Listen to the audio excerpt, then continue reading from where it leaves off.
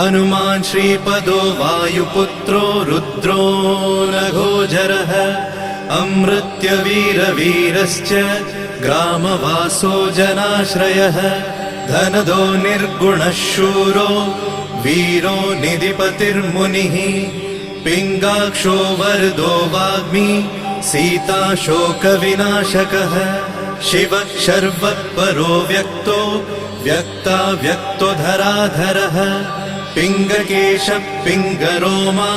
श्रुतिगम्यः सनातनः अनादिर्भगवान् देवो विश्वहेतुर्जनाश्रयः आरोग्यकर्ता विश्वेशो विश्वनाथो हरीश्वरः भर्गो रामो रामभक्तः कल्याणप्रकृतिस्थिरः